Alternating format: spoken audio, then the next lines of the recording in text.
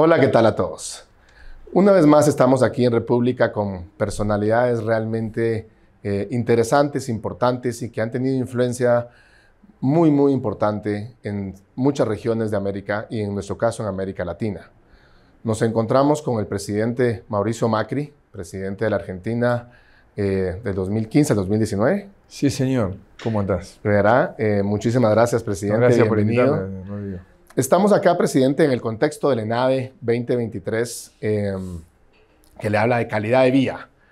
Y eso me recordó, vamos a hablar un poquito de política, en el 2000, el presidente electo, el presidente que quedó electo en Guatemala, fue, me atrevería a decirte, creo yo, el primer populista de izquierda declarado, que fue Alfonso Portillo, y él, parte de su campaña importante fue decir que las carreteras no se comían. Oh, Así como lo oyes. Y fue porque en la presidencia anterior, en la de Álvaro Arzú, había hecho por primera vez en Guatemala, en muchos años, una inversión importante en infraestructura, en carreteras sobre todo. Y era como su capital político. Y el discurso del presidente Portillo en ese momento y su discurso de campaña era: las carreteras no se comen. Y lamentablemente ganó. Y me atrevo a decirte que es un discurso que creo que tristemente en Guatemala caló. Incluso hemos tenido algunos intentos, algunos otros liderazgos, llamémosle más de derechas, que han hecho ciertas o han tratado de hacer inversiones en infraestructura, en carreteras, pero realmente han sido un fracaso. O sea, realmente los últimos 25 años en Guatemala, el rezago, lo que nos hemos atrasado en infraestructura, para empezar vial, pero también en puertos y aeropuertos. Me imagino que viste el aeropuerto, cómo está, en qué estado está. Es realmente triste. Y muchas de las excusas de los gobernantes es que hay otro montón de urgencias que atender, uno, y dos, los pocos intentos que han habido han sido escándalos de corrupción que literalmente han arruinado cualquier intento que haya podido haber. Bueno, aquí tuvimos obviamente el famoso Odebrecht, y hemos tenido también otros casos, no solo en carreteras, sino que también en puertos y aeropuertos. Entonces, yo quisiera preguntarte a ti, como un líder político, las carreteras, ¿cómo se comen? ¿Se comen, no se comen? Y si sí se comen, ¿cómo se comen? bueno, lamentablemente pasan los años y hay gente que no aprende, que repite las mismas estupideces. En mi campaña última me decían: el cemento no se come, porque nuestro gobierno hizo muchas obras, como hace mucho tiempo no se hacían, por todo el país. Y hoy estoy más convencido que nunca que lo que hace crecer una sociedad está basado en dos ejes fundamentales. Uno es la educación, que es un proceso más largo, y el otro es el nivel de conectividad que tiene la sociedad, que hoy tiene dos planos: el virtual, porque es internet, Tecnológico, digital. que es fibra óptica, satelital, lo que sea, y el físico, que es las rutas, las autopistas, los puertos, los trenes, los aeropuertos. Y es clave, porque si la gente se conecta, la gente empieza a pensar: ahora que yo puedo ir hasta aquel lugar, ¿qué habrá en aquel lugar que a mí me sirve? ¿Qué puedo hacer yo acá que les sirva a ellos? Si la gente empieza a medir que a un costo razonable es factible llegar hasta un puerto, empieza a pensar: ¿y si yo aumento mi producción de frijoles, o hago limones, o hago aguacate? Yo puedo llegar a ese lugar, al puerto, en el puerto alguien me lo exporta. Entonces entra una dinámica de desarrollo, de emprender, de innovar, absolutamente distinta. Y ni que hablar el tema afectivo ligado al tema del turismo, que es uno de los grandes generadores de empleo en el mundo, ¿no? 82 millones de visitantes, 84 recibe Francia, 80 España. Si ellos no tuviesen esas infraestructuras, esos trenes, esos aeropuertos, esas autopistas, todos esos millones de gente no podría ir. Y esos son millones de gente que va y come, se compra, duerme, y detrás de todo eso hay millones de españoles que trabajan para recibirlos. Entonces, claramente, es el nivel de ignorancia, el nivel de frase. O sea, Guatemala, como toda Latinoamérica y Centroamérica, necesita infraestructura.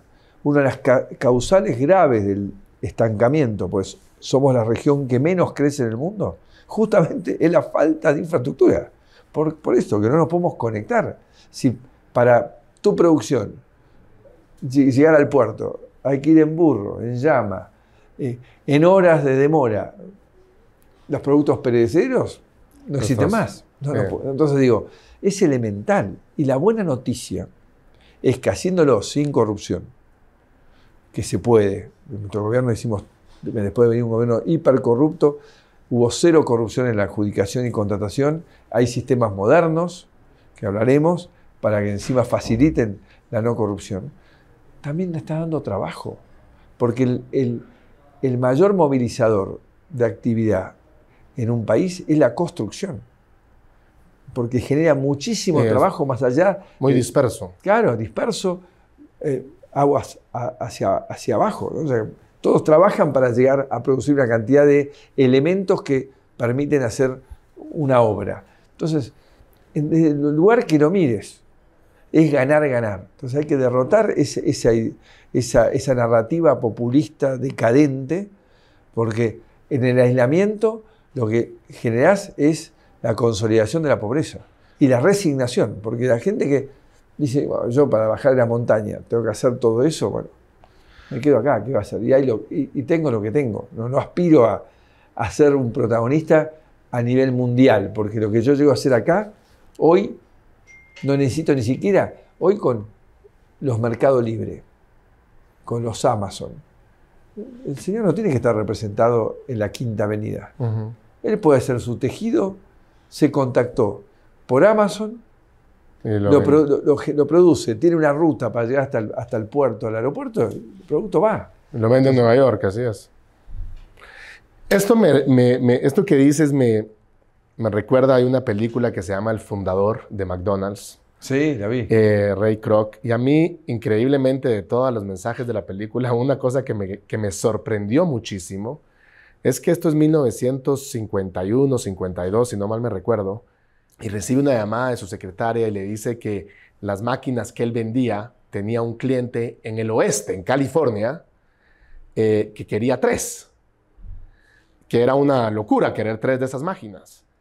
Y entonces él se atraviesa todo Estados Unidos en 1951. En esos carros que se arruinaban, recuérdate, se calentaban, o sea, no eran los carros de ahora. Y se paraban. Ahora no se paran más. ¿Verdad? Y se atraviesa Estados Unidos en 1951, 52. Hoy en Guatemala, en el 2023, no te puedes atravesar Guatemala.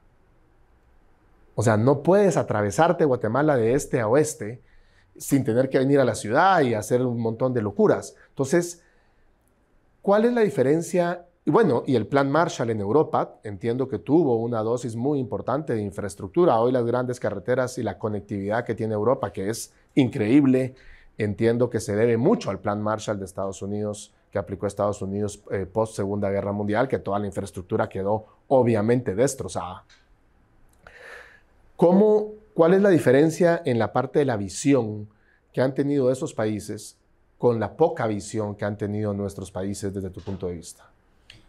Que entendieron la necesidad de darle herramientas a la población. Es una perspectiva clara de que hay que tener resuelto el tema de la conectividad, resueltos otros temas también fundamentales como la seguridad de tu vivienda, ¿no? Acá también en Latinoamérica seguimos sufriendo terribles problemas de inundaciones. Imagínate, cada vez que se te inunda y perdés todo lo que acumulaste en años de trabajo, es muy destructivo para la salud mental de esa persona, de esa familia.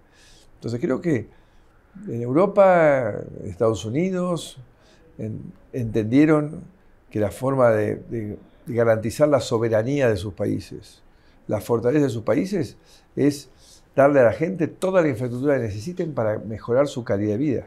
Y que eso genera un modelo competitivo. Vos lo dijiste, lo hablaba recién hace un instante con el presidente Arévalo. España, ¿no? Todos conocimos España hace 20 años, a Madrid, ni hablar Madrid. Si yo te decía hace 20 años, Madrid va a ser la capital más dinámica de Europa, vos decías, qué pavada, con Londres, con París, con Roma. Y hoy lo es. ¿Por qué? Porque es unas infraestructuras del carajo. Tiene un sistema de comunicación interna impresionante. Un aeropuerto espectacular. Un aeropuerto espectacular, unos túneles que hace que todo el mundo pueda circular y no perder tiempo. Y entonces cuando vos no perdés tiempo para ir de un lugar al otro, ese tiempo lo usás para producir, lo usás para innovar. ¿Y por qué no lo hemos logrado en América Latina? En América Latina. Por ignorancia, por liderazgos pobres que hemos tenido, que han destinado los recursos públicos a gasto y no a inversión. Y el gasto no genera valor.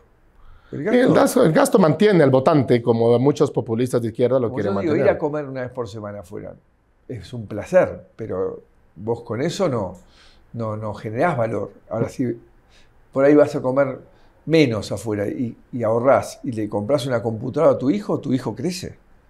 Tu hijo va a aprender, va a generar contenidos y va a poder generar riqueza para él, para la familia, para el país. Entonces creo que es no entender el concepto, la enorme diferencia que hay entre gastar e invertir. Y tú heredaste en Argentina, recordemos, pues venías, si no mal recuerdo, de creo que 8 años o 12 de kirchnerismo, no me recuerdo si son 8 o 12. De una irresponsabilidad macroeconómica exagerada. Me recuerdo perfecto hace como 10 años, 12 años, que la expresidenta Kirchner, pues Cristina Kirchner, agarró, no sé si eran 400 millones o 400 billones, porque no sé el monto, no sé si eran en pesos o en dólares, del Banco Central, y lo terminó de destrozar. Tú heredaste una economía muy complicada en Argentina, y aún así lograste hacer muchísima inversión en infraestructura, lograste hacer una gran inversión en el tema de viviendas, lograste hacer mucha inversión en puertos y aeropuertos y en carreteras. ¿Cómo? Si supuestamente no tenías plata.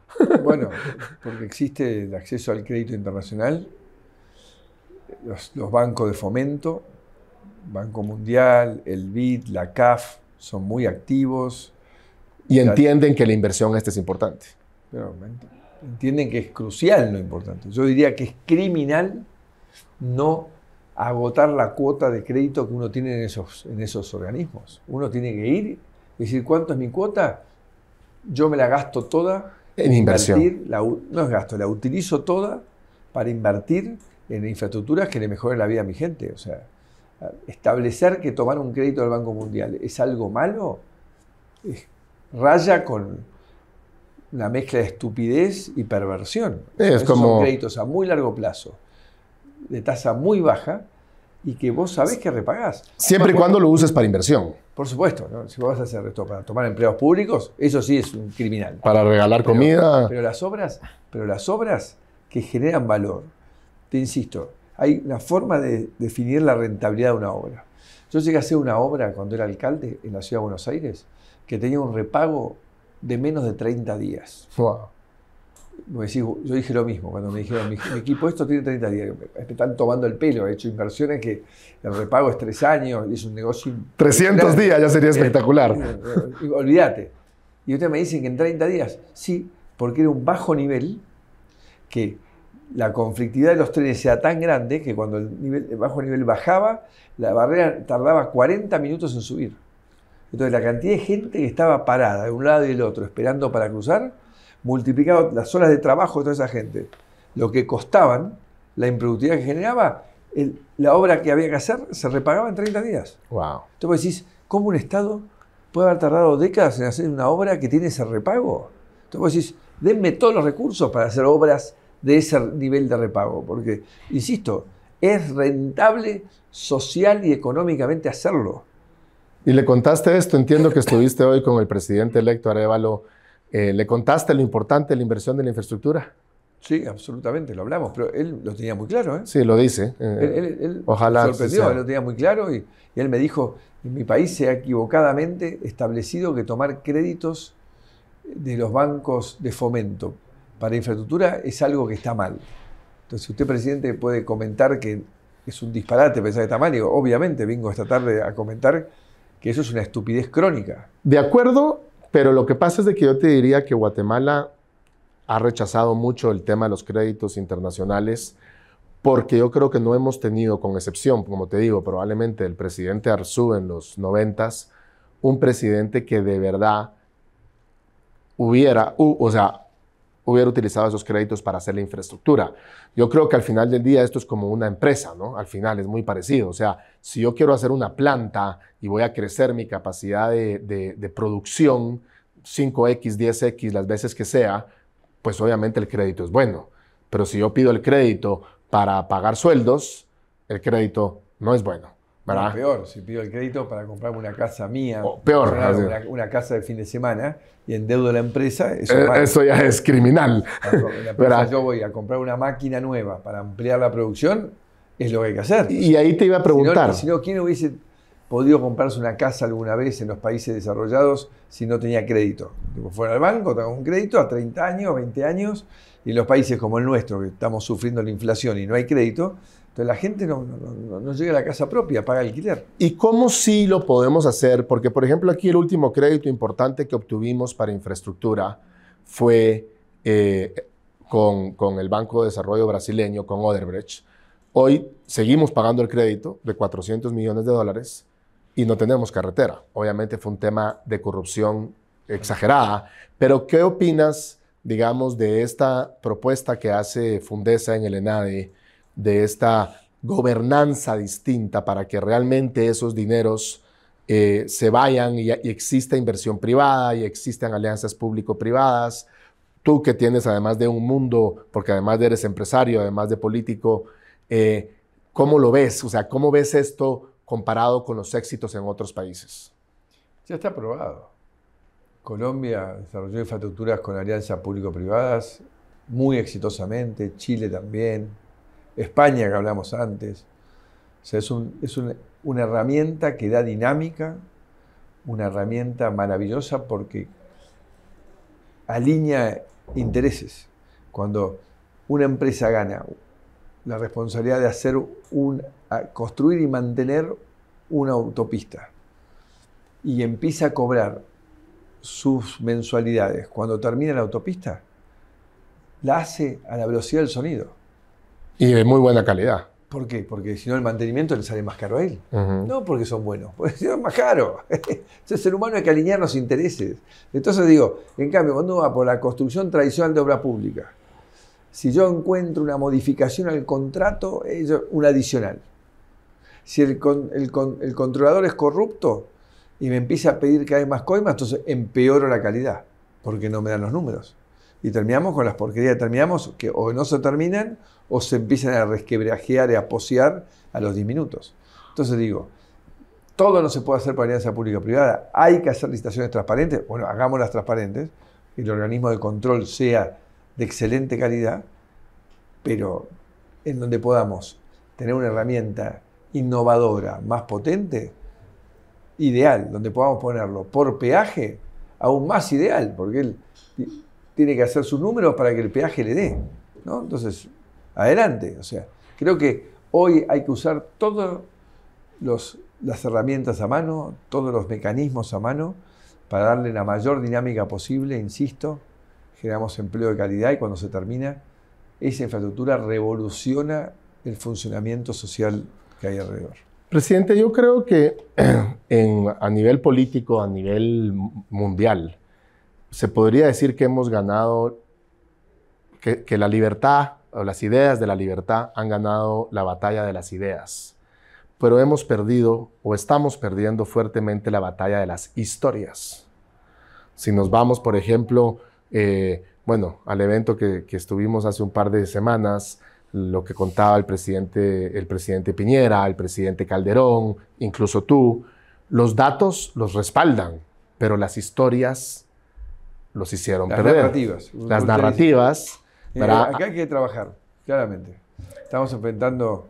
Entonces, por ejemplo, un dato que aquí hablamos mucho es, en Guatemala los camiones, la carga se mueve a un promedio de 50 kilómetros por hora, en Argentina entiendo que está a 90 y pico, y en Estados Unidos a 100 kilómetros, 105 kilómetros por hora.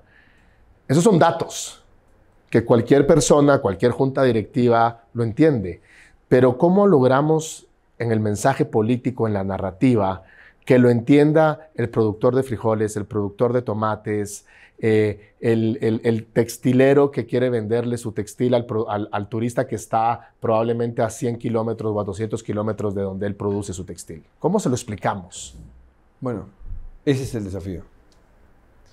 La verdad es que las ideas populistas para uno, y cada vez por suerte para más gente, son muy destructivas.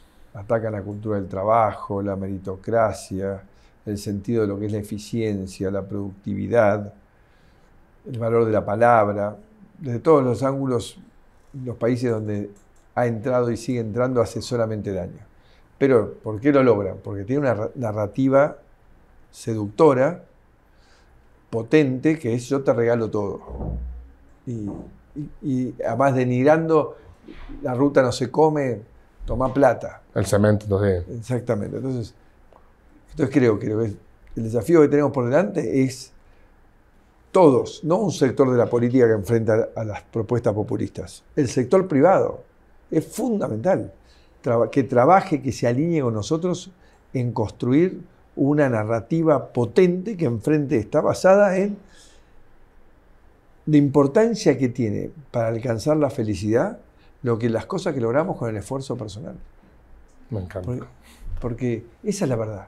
Lo que te mata en el populista es que primero te da, después lo que te da no te alcanza, y después te das cuenta en un momento que no tenés rol en la sociedad.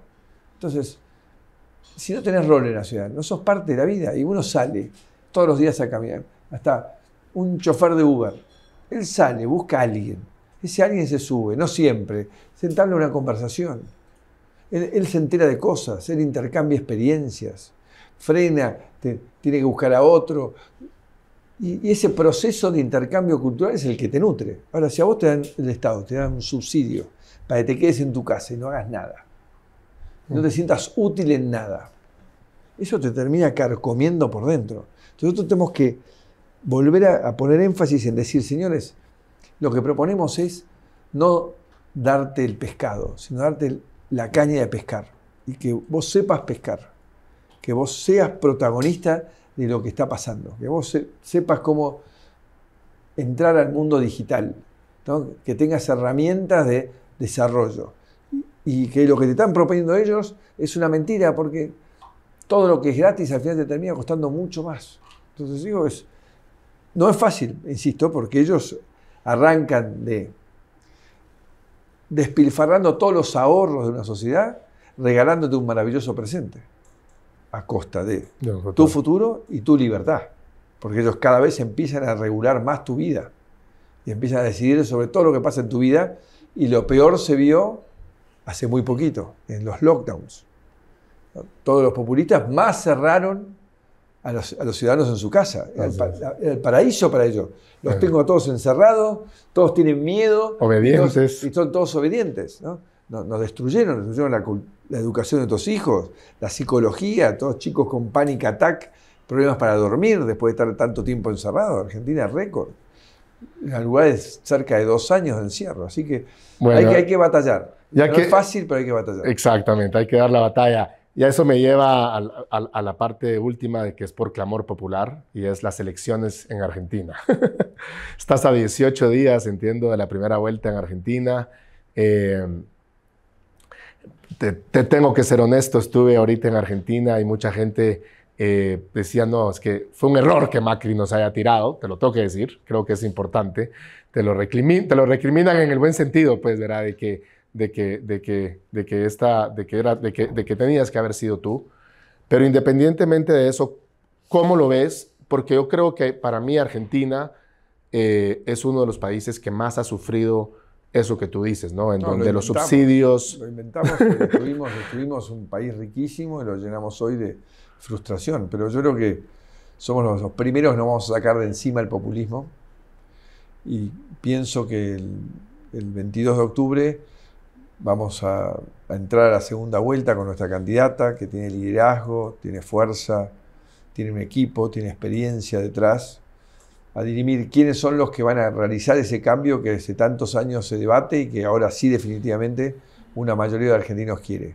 Y creo que en esa segunda vuelta nos van a dar la oportunidad de capitalizar toda esa experiencia que hemos acumulado, porque la alternativa, Javier Milei, respetando enormemente a él y a sus votantes, él está solo, no tiene ni peso político, pues no tiene ningún gobernador, nosotros vamos a tener entre 10 y 12 gobernadores, no tiene representación suficiente en el Congreso y no tiene un equipo necesario, más de 4.000 personas, para desembarcar el día 1 en un Estado tomado por la militancia política del populismo. Así que, ¿y si él ganara, tú lo ayudarías? Yo estoy confiado que vamos a ganar, que vamos a requerir de la colaboración también de los diputados que tengan los libertarios, y que ese es el camino. Bueno, pues le deseo todo lo mejor a Argentina. Muchas gracias. Muchísimas gracias, presidente. Un placer. Igualmente, muchas gracias. Y gracias a todos por habernos acompañado el día de hoy. Y aquí pues tenemos palabras muy sabias del presidente Mauricio Macri. Muchas gracias.